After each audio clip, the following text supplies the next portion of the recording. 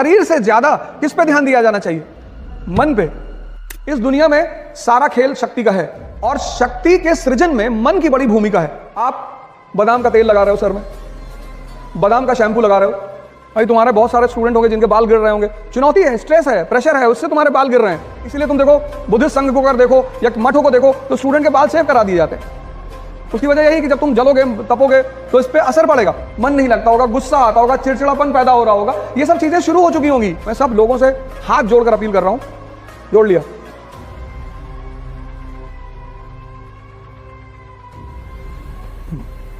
जय हिंद फ्रेंड्स। एक चीज मैं बार बार रिपीट करता हूं, इस दुनिया में सारा खेल शक्ति का है और शक्ति के सृजन में मन की बड़ी भूमिका है। इस पूरी लाइन को सुनिएगा, शक्ति के सृजन में मन की बड़ी भूमिका है। आपका पूरा जीवन मन पे, इसलिए दुनिया के जितने भी धर्म हैं उसमें सजदा का, सर झुकाने का बड़ा इंपॉर्टेंस है। आप मंदिर में भी सर झुकाते हुए लोगों को देखोगे, मस्जिद में भी देखोगे, कहीं भी जाओगे तो सर झुकाने का बड़ा कॉन्सेप्ट है, क्योंकि मनुष्य का पूरा जीवन यहां से संचालित है। स्टीफन हॉकिंस की फोटो अगर कभी आप देखो, शरीर खराब है, मन ठीक है, नोबेल प्राइज विनर, 24 प्राइज दुनिया में।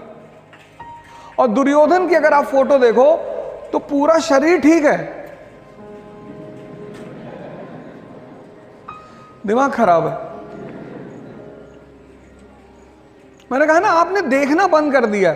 आप बादाम का तेल लगा रहे हो सर में, बादाम का शैम्पू लगा रहे हो, बादाम का साबुन लगा रहे हो और खा रहे हो गुटखा।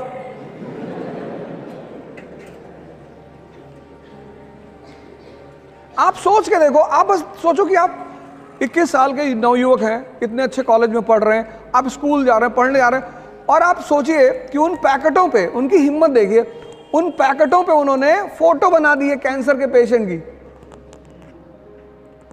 आप उनकी ताकत देखिए कि आपको वो कितना मूर्ख समझते हैं, कि मरा हुआ दिमाग है तुम्हारा।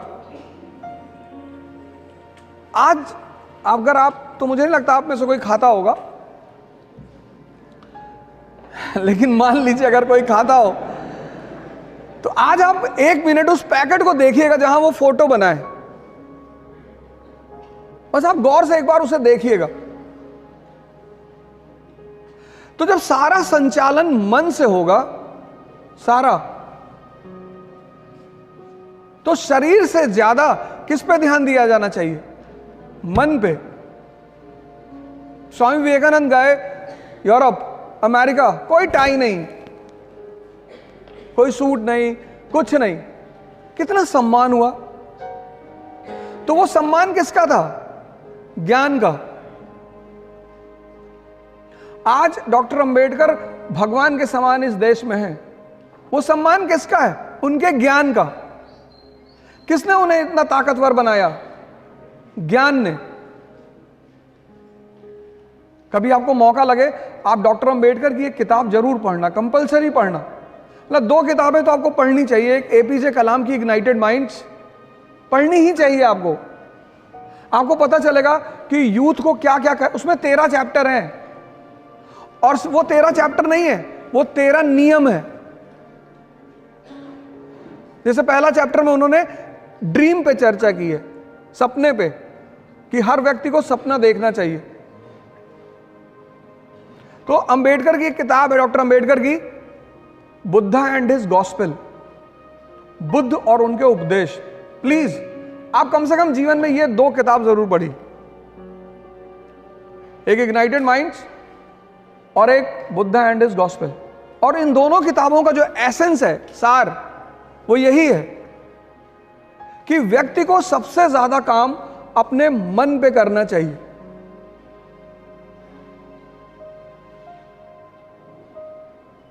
पांच साल से 15 साल तक आपके सामने कोई चुनौती नहीं थी।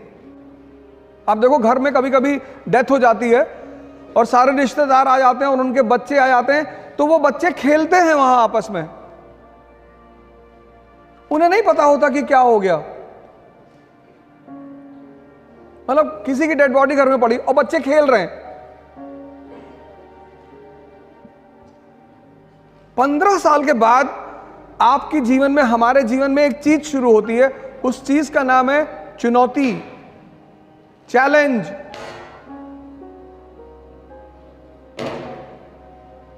तभी तो रश्मि रथ में एक स्टैंजा है पूरा, आप सबको वो पढ़नी चाहिए।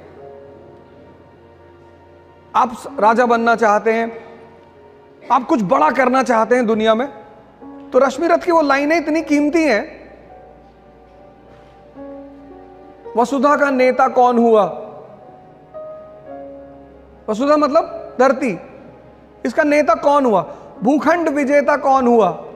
सिकंदर की बात हो रही है। अतुलित यश क्रेता कौन हुआ? भगवान श्री कृष्ण। नवधर्म प्रणेता कौन हुआ?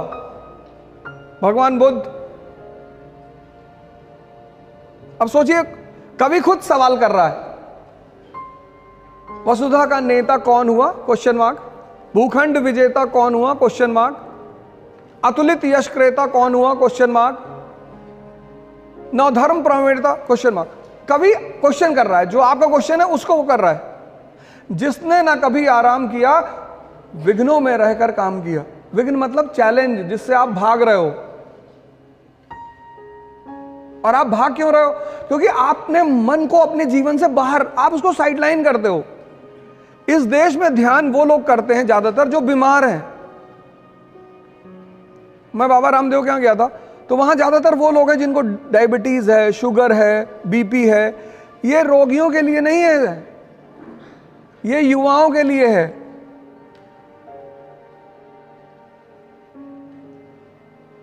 जिसने ना कभी आराम किया, विघ्नों में रहकर काम किया। अब आपके जीवन में चुनौतियां आ रही हैं। आप गौर से देखो, 50% लोग जो यहां खड़े हैं मिडिल क्लास के होंगे।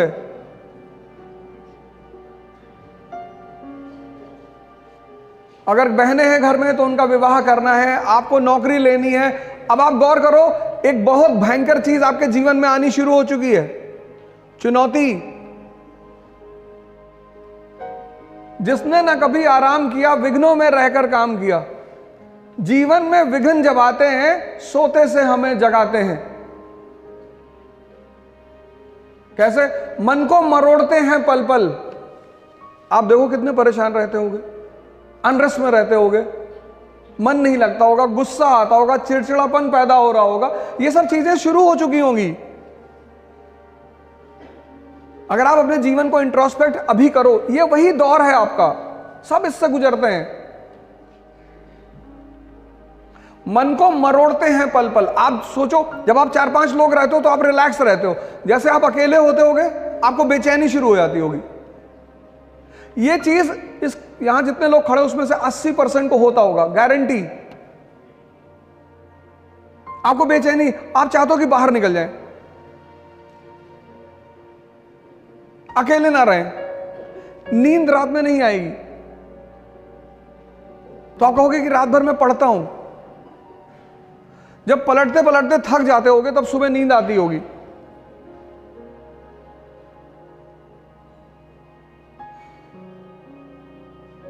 मन को मरोड़ते हैं पल पल, तन को। कहीं बीमारी हो गई, कहीं पेट में दर्द हो गया, किसी को माइग्रेन होगा। आजकल के सबसे बड़ा रोग माइग्रेन है। माइग्रेन इसीलिए कि सपने भी बड़े हैं और चुनौतियां भी बड़ी हैं, और दोनों में लड़ाई चल रही है। कि इस देश की सबसे बड़ी विधा है ध्यान। ध्यान मतलब ये नहीं कि आंख बंद करके 3 घंटे लेटे, उसको हरामखोरी है। ध्यान मतलब देखना, अपने आप को देखना। उसमें एक प्रक्रिया है। भारत में बड़े सारे सेंटर्स हैं, विपासना के सेंटर्स हैं। बुद्ध ने यह खोज की थी, इस विधि की, विपासना की। विपासना का मतलब होता है आनपान सती, अपने आप सांसों को आते जाते हुए देखना। आप जब भी परेशान हो, इस ट्रिक को लगाइएगा, अपनी सांसों को देखिएगा। आपका मन क्या है ये आपको नहीं पता, विचार कहां से आते हैं ये आपको नहीं पता, और विचार कौन से आएंगे ये भी आपको नहीं पता। मैं क्लास ले रहा था अर्ली इन द मॉर्निंग 8 बजे। एक लड़का आगे ही बैठा था और 700-800 की क्लास थी। तो कुछ देर बाद वो बाहर निकला, फिर आ गया। तो ऐसा होता रहता है, लड़के जाते रहते हैं आते रहते हैं, वो कोई दिक्कत नहीं है। फिर 15 मिनट बाद वो फिर बाहर निकल गया। तो मुझे लगा इसका शायद तबीयत खराब होगी, फिर आगे बैठा। फिर तीसरी बार जब वो उठा तो मैंने उसे रोका, मैंने कहा क्या हो रहा है? कह रहा सर मुझे बार बार लग रहा है कि भूकंप आ रहा है। ये तुम्हारा मन ही तो है, विचार फेंक देता। तुम बैठे हो और विचार कब फेंकेगा? जब पढ़ने बैठोगे तब। तुम पूरे दिन घूमो, ये तुमसे कुछ नहीं कहेगा। जैसे तुमने किताब खोली, एक विचार फेंक देगा। सीतापुर वाली बुआ पापा से मकान में हिस्सा मांग रही।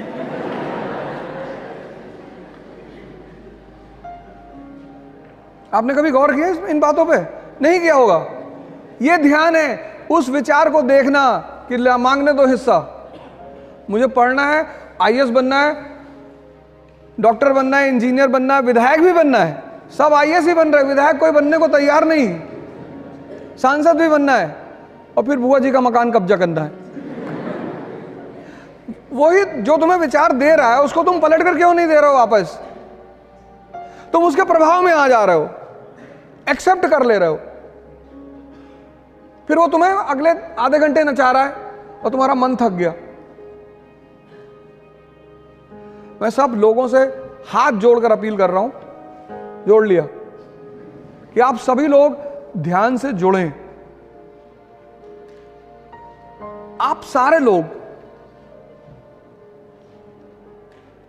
ध्यान और योग की शुरुआत करिए। यह रिक्वेस्ट है मेरा आपसे, क्योंकि चुनौतियों से तभी लड़ पाओगे जब तुम्हारे अंदर ताकत होगी। मोटिवेशन एक उधार की चीज है जो मजदूरों के लिए होती है। इस बात को डायरी में लिख लो। यह मोटिवेशन की कहानी किसने शुरू की थी? वो फोर्ड ने। अमेरिका का व्यापारी बिजनेसमैन फोर्ड, उसको पता चला कि मजदूर ज्यादा काम नहीं कर रहे हैं, तो उसने कहा इनको मोटिवेट करो। Motivation is for workers, not for Kings. और जब आपके अंदर ताकत होगी मानसिक, कोई छोटा मोटा विचार आपको प्रभावित नहीं कर सकता। समाज, एक तो आपका खुद का विचार, फिर समाज। कुछ भी बड़ा काम करने जाओगे तो समाज में ऐसे 10 लोग मिलेंगे, डायरेक्टली नहीं इनडायरेक्टली। कभी अपने अगल बगल के लोगों को बोल के देखो कि हम आईएएस की तैयारी करने आ रहे हैं, फिर उनका ओपिनियन सुनो कि वो वर्मा जी की लड़की गई थी फिर पागल हो गई। तो सीधे आपको मना नहीं करेंगे कि मत करो।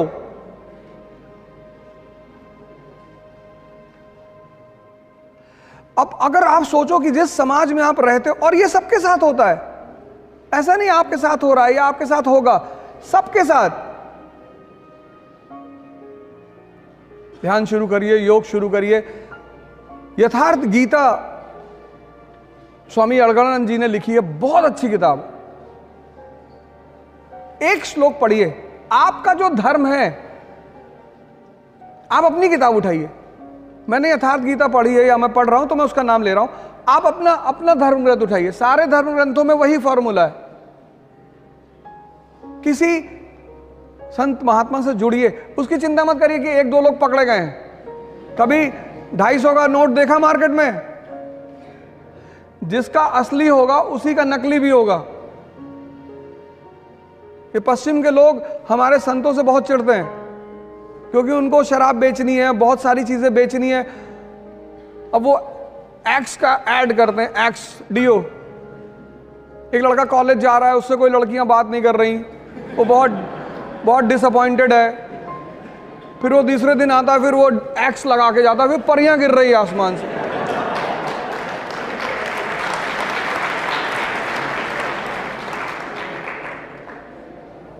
अरे भैया तुम स्कूल आए हो, किसी की बुलेट उठा लो ऐसे हाथ में।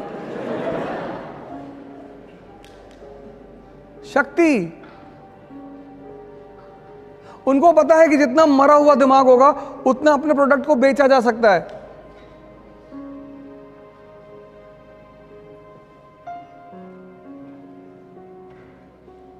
भाई तुम्हारे बहुत सारे स्टूडेंट होंगे जिनके बाल गिर रहे होंगे, चुनौती है, स्ट्रेस है, प्रेशर है, उससे तुम्हारे बाल गिर रहे हैं, सबके गिरेंगे। इसीलिए तुम देखो बुद्धिस्ट संघ को अगर देखो या मठों को देखो तो स्टूडेंट के बाल सेव करा दिए जाते हैं। उसकी वजह यही कि जब तुम जलोगे तपोगे तो इस पे असर पड़ेगा।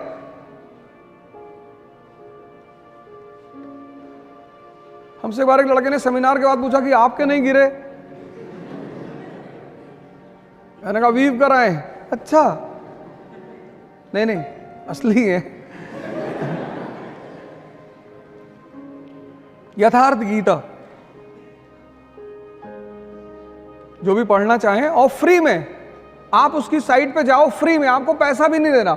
आप यथार्थ गीता पे साइट डालो गूगल पे, उसकी साइट आएगी, फ्री में आपको भिजवाएंगे, वो फ्री में, कोई पैसा नहीं। आप हिंदी में चाहो हिंदी में मंगवा लो, आप इंग्लिश में चाहो इंग्लिश में मंगवा लो, फ्री। यथार्थ गीता, बस आप सिर्फ गूगल पे टाइप करो यथार्थ गीता, उसकी पूरी साइट आ जाएगी, यथार्थगीता.co.in करके आ जाएगी। फ्री होम डिलीवरी है, कोई पैसा नहीं लेंगे आपसे वो। नाम सर मेरा नाम आकर्षित दीक्षित है। सर एक बहुत छोटा क्वेश्चन है सर। हाँ, सेल्फ डाउटनेस कभी लगता पहाड़ पर टाल डालेंगे दुनिया हिला देंगे, ताकत उठता नहीं कभी, तो कभी ऐसा लगता है कि क्या हो, उसको बता। नहीं, तुम अपने आप को आज तक कभी आंख बंद करके अपने आप को समझने की कोशिश की? कितनी बार?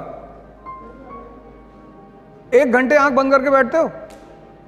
हाँ, मैंने सुन इस बात को, बहुत अच्छी बात है। कहता कभी कभी मन होता है कि पहाड़ उठा लेंगे, और कभी कभी पत्थर नहीं उठता हाथ से। कितनी अच्छी, कितनी ईमानदारी से ये आदमी बात कह रहा है। ये हम सबकी हकीकत है, ये हम सबकी हकीकत है। ये जो आदमी बात कह रहा है, ये एक आदमी की बात नहीं, ये हम सबकी है। तो सुनो क्या होता है उसमें। ये जो तुम्हारा सबकॉन्शियस, ये जो सारा ये मन ही तो है। हाँ, वो ऐसे चलता है, ऐसे पैराबोला बनाता है, ऐसे विचार फेंकता है, विचार। बस बस बस बस इसको पकड़ लो। कबीर ने कहा कि जो व्यक्ति अपने मन को अपना गुलाम बना लेगा, बस वही इस दुनिया पे राज करेगा। क्योंकि जैसे तुम्हें 4 बजे उठना है, अब तुम्हारी नींद खुली 4 बजे, अब इसने तुमसे क्या कहा कि 5 मिनट और। इतनी ठंडक में कौन उठता है? नेहरू जी 11 बजे सो के उठते थे। तुमने एक बात इसकी गौर की, जो काम इसे तुमसे कराना होता है उसके लिए बड़े अच्छे अच्छे एविडेंस देता है। ये कोई सिगरेट पीता है तो उससे कहता है नेहरू जी भी पीते थे, स्टालिन भी पीते थे। अरे स्टालिन नाली का पानी पीता था, पियोगे? बस जैसे ही तुम्हारी 4 बजे नींद खुले और ये तुम्हें राय देने लगे, उसको राय को पकड़ लो तुरंत कि अच्छा हम ही को समझा रहे हो। इस दुनिया में हर व्यक्ति अपने मन से परेशान है, लेकिन चूंकि वो उसे देख नहीं पाता, इसलिए दूसरे को परेशानी का कारण बताता है।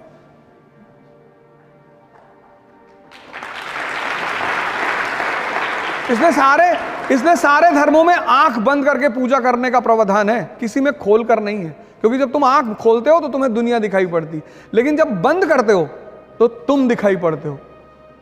तो अगर तुम 4 बजे उठ सकते हो, अगर तुम अपने आप को डिसिप्लिन कर सकते हो, मतलब तुम ताकतवर आदमी हो।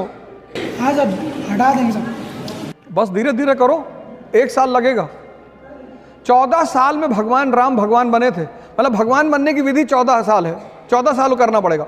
1 साल में IAS, तो जितना साल बढ़ा 20 साल कर लोगे तो पता नहीं ब्रह्मांडी तुम्हारे कब्जे में रहेगा।